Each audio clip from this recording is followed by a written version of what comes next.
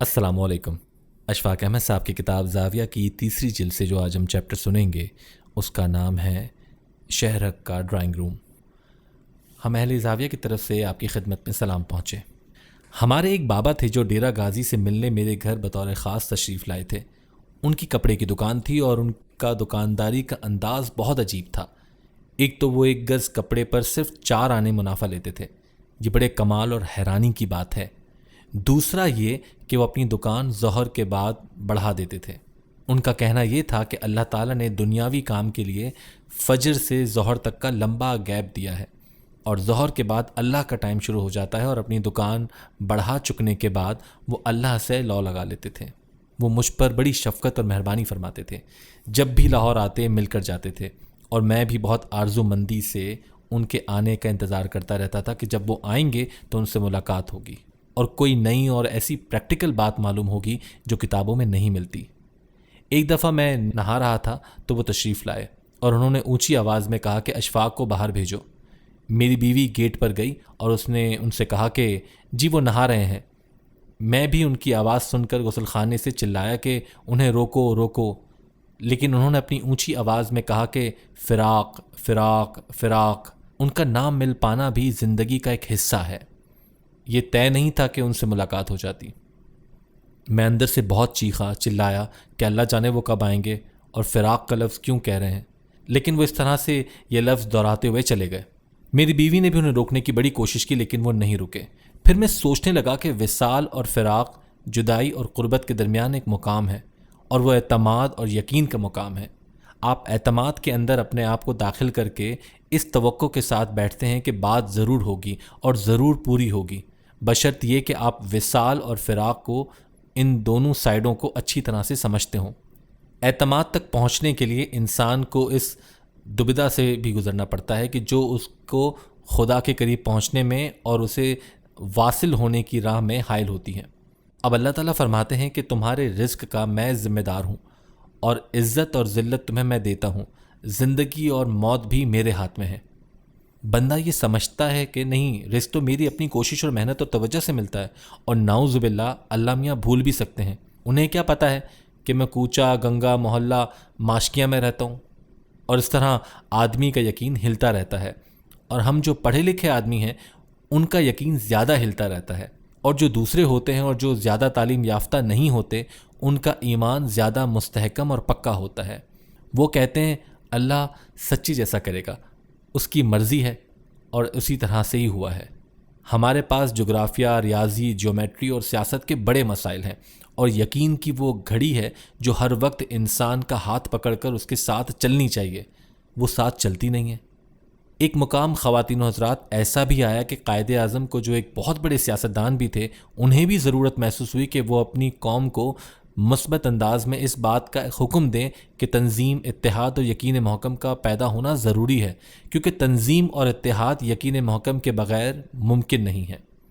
ان تینوں کا ایک ساتھ ہونا اشد ضروری ہے۔ در حقیقت بہت سارے خوف ہیں جو ہمیں گھیرے رکھتے ہیں، اور وہ سارے خوف ذہن کی پیداوار ہیں۔ ہم چونکہ کمزور آدمی ہیں اور ہر قدم پر ڈگمگا جاتے ہیں، ہم یہ سمجھتے ہیں کہ خوف و علم کو بے خوفی سے دور کیا جا سکتا ہے۔ کوئی ایسی ڈیوائس، کوئی ایسا کالا منتر یا ایسی چالاکی اختیار کی جائے کہ ہمارے اوپر آنے والے اندیشے ختم ہو جائیں۔ ہمارا سب سے بڑا اندیشہ ہمارا مستقبل یا فیوچر ہے کہ کل کیا ہوگا۔ آبادی بڑھ جانے کا اندیشہ، پانی کی کمی کا اندیشہ، اور یہ اندیشہ کہ ہم یہ جو آج مزے کر رہے ہیں اور اعلیٰ درجے کا انگور کھا رہے ہیں، جاپانی پھل اڑا رہے ہیں، معلوم نہیں کل میسر ہوگا کہ نہیں۔ ہم اسی خوف کے شکنجے میں پھنسے ہوئے ہیں۔ اس خوف کو دور کرنے کا ایک ہی طریقہ ہے کہ آپ اپنے اندر اعتماد کی فضا پیدا کریں۔ جب تک خوف کے اندر رہتے ہوئے اور غم میں مبتلا ہو کر آپ کے دل کے اہلنے یعنی گھونسلے میں یقین کا انڈا پیدا نہیں ہوگا، اس وقت تک آپ چل نہیں سکیں گے۔ اس یقین کا پیدا ہونا بہت ضروری ہے۔ اگر آپ یہ یقین دل میں بٹھا لیں کہ ہاں ہم ہیں، ہمارا خدا ہے اور اس کے وعدے سچے ہیں، پھر بات بنے گی۔ آپ نے لوگوں کو یہ کہتے سنا ہوگا کہ نہ جانے 21ویں صدی میں کیا ہوگا۔ بجائے اس کے کہ ہم خوشی منائیں اور خوشی خوشی نئی صدی میں داخل ہوں، ہم اندیشوں میں مبتلا ہو کر بس تھر تھر کانپے جا رہے ہیں۔ بچوں، جو صاحب اعتماد ہوتا ہے وہ کہتا ہے کہ 21ویں 22ویں صدی جو صدی بھی آئے میں ہوں، یہ راستہ ہے، یہ میرے چلنے کی استطاعت ہے، سارے کام بہتر ہوں گے۔ کیوں نہیں ہوں گے؟ جب جانور پنچھی اعتماد میں ہوتے ہیں، چڑیوں کو کبھی خوف نہیں ہوتا۔ ہمارے گھر میں چڑیوں کا گھونسلہ تھا، اس گھونسلے پر اتنی بارش ہوئی، 3 دن مسلسل 3 رات وہ گھونسلہ بارش کو سہتا رہا۔ میں بہت خوفزدہ ہوا اور اپنی بیوی سے کہا کہ یہ بیچاری تو مر جائیں گی، 3 دن ہو گئے، یہ چوگا چگنے بھی نہیں گئیں۔ اگر نہیں جا سکی ہیں تو کم از کم انہیں خوف کا اظہار تو کرنا چاہیے، انہیں چھوٹا سا اخبار چھاپنا چاہیے اور اس میں ایڈیٹوریل میں لکھنا چاہیے کہ اے پیاری چڑیوں، تمہارا کیا بنے گا، اتنی موسلا دھار بارشوں میں بھی تم بھوکی مر جاؤ گی۔ انہیں دوسری چڑیوں پر بھاشن جھاڑنا چاہیے اور بہت خوف کا اظہار کرنا چاہیے اور کہنا چاہیے کہ اللہ میاں کو اب بارش بند کر دینی چاہیے اور حکومت وقت کو بھی ہمارے گھونسلوں پر توجہ دینی چاہیے وغیرہ وغیرہ۔ لیکن وہ آرام سے بیٹھی رہیں۔ جس دن بارش ختم ہوئی، پھر کر کے اڑی۔ اچھا، اب یہ پتہ نہیں ہوتا کہ ان کا پہلا اسٹاپ کون سا ہوتا ہے۔ ہمیں تو پتہ ہوتا ہے نا، یہ اشیاء خرد و نوش کی دکان ہے، یہاں سے سودا لانا ہے۔ اب چڑیوں یا جانوروں کی تو کوئی خاص مارکیٹ نہیں ہوتی ہے۔ انسان کو خدا پر مکمل اعتماد کا اظہار کرنا چاہیے، لیکن یہ پیدا نہیں ہوتا۔ انسان اس سے بڑا گھبراتا ہے۔ خواتین و حضرات، آپ کبھی اپنی زندگیوں کا معائنہ فرمائیں تو آپ کو بڑی حیرانی ہوگی کہ آپ بڑی ہی اعتماد کی فضا میں داخل ہو کر بہت سے کام پورے اعتماد کے ساتھ کرتے ہیں۔ مثال کے طور پر آپ کوئی اہم خط لکھتے ہیں اور اس کو ڈاک خانے کے لال ڈبے میں اس یقین کے ساتھ ڈال دیتے ہیں کہ وہ اپنی منزل پر پہنچ جائے گا اور یہ حاصل پور آپ کے کسی پیارے کے ہاتھوں میں چلا جائے گا۔ آپ خط ڈال کر بے فکر ہو جاتے ہیں۔ یہ ایک چھوٹا سا اعتماد ہے۔ اگر اس کی پرورش کی جائے اور اسے توانائی بخشی جائے تو یہ ایک بڑا اعتماد بھی بن سکتا ہے۔ آج سے تقریباً 2 سال پہلے کی بات ہے کہ مجھے ایک چیک ملا۔ وہ 1 لاکھ روپے کا چیک تھا۔ اس سے پہلے میں نے لاکھ روپے نہ کبھی ہینڈل کیا تھا اور نہ ہی دیکھا تھا۔ آپ کو تو پتہ ہی ہے کہ نوکری پیشہ لوگوں نے مہینے کے مہینے مخصوص تنخواہ پر ہی گزارا کرنا ہوتا ہے۔ وہ چیک مجھے کیش کرانا تھا۔ جب میں بینک میں گیا اور کیشیئر کو وہ چیک دیا تو اس نے مجھے ٹوکن دیا۔ اب میں 1 لاکھ روپے کی اپنی تئیں ایک بڑی رقم کے چیک کو دے چکا ہوں اور ٹوکن لے کر اعتماد میں کھڑا ہوا ہوں۔ حالانکہ چیک لینے والے نے چیک کے پیچھے دستخط بھی کروا لیے تھے اور رقم دینے سے پہلے انہوں نے مجھ سے ٹوکن بھی واپس لے لیا تھا۔ اب وہ بڑی آسانی کے ساتھ کہہ سکتے تھے کہ جی آپ کو پیمنٹ ہو گئی ہے۔ اب میں یہ سجیشن نہیں دے رہا ہوں کہ ایسا ہونا چاہیے، یہ اعتماد تھا کہ نہیں، وہ ایسے نہیں کہیں گے اور مجھے رقم دے دیں گے۔ ہر روز لاکھوں کروڑوں آدمی اسی یقین کے ساتھ ایک دوسرے کے ساتھ لین دین کرتے ہیں۔ ہم محکمہ ڈاک اور بینکنگ سسٹم پر یقین کر لیتے ہیں، اپنے خدا پر یقین نہیں کرتے۔ ہم اپنا ایک بچہ ایک اعلیٰ اسکول میں داخل کرتے ہیں اور ہمیں اس بات کا یقین ہوتا ہے کہ یہ BA کرے گا، اس کے بعد یہ مقابلے کا امتحان دے گا، یہ اس امتحان میں کامیاب ہوگا اور یہ تھرپارکر میں ڈپٹی کمشنر لگے گا۔ وہاں تک تو یقین چلتا جاتا ہے، یہاں آ کر بریکیں کیوں لگ جاتی ہیں؟ یہاں ہمارے دل کے گھونسلے میں وہ انڈا پیدا نہیں ہوتا جسے اعتماد کا نام دیا جا سکے۔ جب آپ اپنے خوف کو دور کرنے کے لیے کوئی اور لیور استعمال کرتے ہیں اور کوئی اور اپائے یعنی حل ڈھونڈنے کی کوشش کرتے ہیں تو پھر آپ کے اندر اعتماد پیدا نہیں ہوتا ہے۔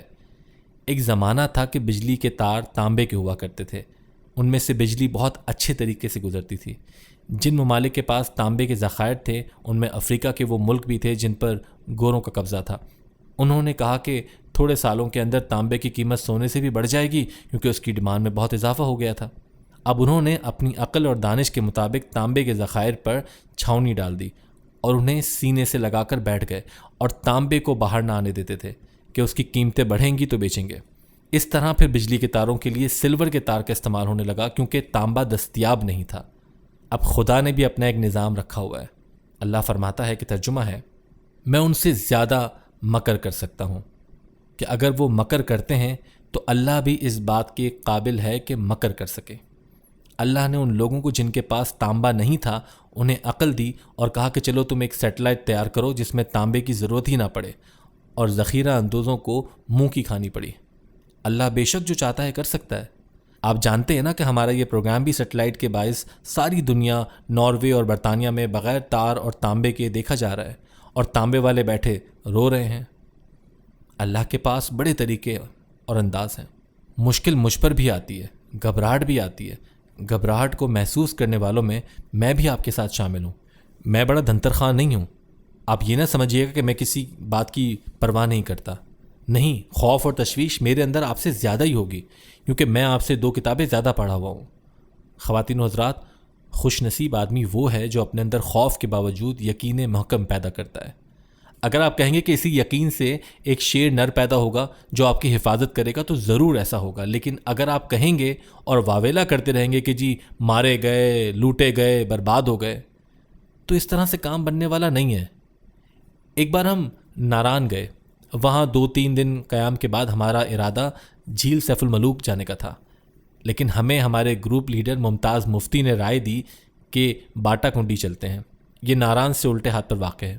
نہایت خوبصورت پیاری جگہ ہے. وہاں پہاڑوں کے اندر ساہیوال اور فیصل آباد جیسی مٹی ہے. بڑے خوبصورت پھولوں کے تختے وہاں بچھے ہوئے ہیں. ہم وہاں بڑے لطف اندوز ہوں گے. وہاں کے ایک مقامی کوہستانی شخص نے ہمیں گائیڈ کیا کہ اس جگہ سے پیچھے پہاڑوں کی شاخوں کے اندر اور ان کے پیچھے تختوں میں ایسے پھول ہیں کہ کسی نے دیکھے نہیں ہوں گے. ان کی خوشبو اور رنگت قابل دید ہے. جب ہم اس جگہ کے قریب گئے تو ہم نے دیکھا کہ وہ بالکل عمودی پہاڑ تھے. ان میں سے گزرنے کا راستہ بڑا مشکل تھا. عمودی پہاڑوں کے بالکل نیچے 25,000 فٹ گہری کھڈ تھی. اب ہم ڈرے ہوئے تھے. ہمیں 1 گز کی چھلانگ مار کر انہیں عبور کرنا تھا. ہمارے گائیڈ نے اپنا ہاتھ ایک پہاڑ سے دوسرے پہاڑ پر ایک پل کی طرح رکھ دیا اور وہ مجھ سے کہنے لگا کہ صاحب آپ میرے ہاتھ پر پاؤں رکھ کر گزریں. اب مجھ میں اتنی ہمت کہاں تھی، میرے تو پاؤں کانپ رہے تھے. وہ گائیڈ ہنسا اور کہنے لگا کہ صاحب اس کے اوپر پاؤں رکھیں. یہ وہ بازو ہے جس نے کئی سینکڑوں آدمیوں کو گزارا ہے اور کسی کو دھوکہ نہیں دیا. اب اس کی بات ہی ایسی تھی کہ اعتماد اور یقین کی ایک طاقت میرے اندر اود کر آئی. جب ہم اس نے اس کے بازو پر پاؤں رکھا تو وہ واقعی بڑا مضبوط تھا. ہم 8 آدمی تھے، سارے اس سے گزر گئے اور پھر واپس بھی آئے. بچوں، اعتماد کے بڑے رخ ہوتے ہیں. اعتماد ہمیں کرنا پڑے گا. اللہ نے اگر کہہ دیا ہے تو پھر اس پر اعتماد کر کے چلیں اور آپ کے لیے دروازے کھلتے چلے جائیں گے. اگر سوچ میں پڑ گئے تو پھر نہیں. میرے ایک استاد انگارتی تھے، میں ان کا ذکر پہلے بھی کرتا رہا ہوں. میں نے ان سے پوچھا کہ سر ایمان کیا ہوتا ہے؟ انہوں نے جواب دیا کہ ایمان خدا کے کہے پر عمل کرتے جانے اور کوئی سوال نہ کرنے کا نام ہے. یہ ایمان کی ایک ایسی تعریف تھی جو دل کو لگتی تھی. اٹلی میں ہمارے کمرے میں ایک بار آگ لگ گئی اور ایک بچہ 3ری منزل پر رہ گیا. شعلے بڑے خوفناک قسم کے تھے.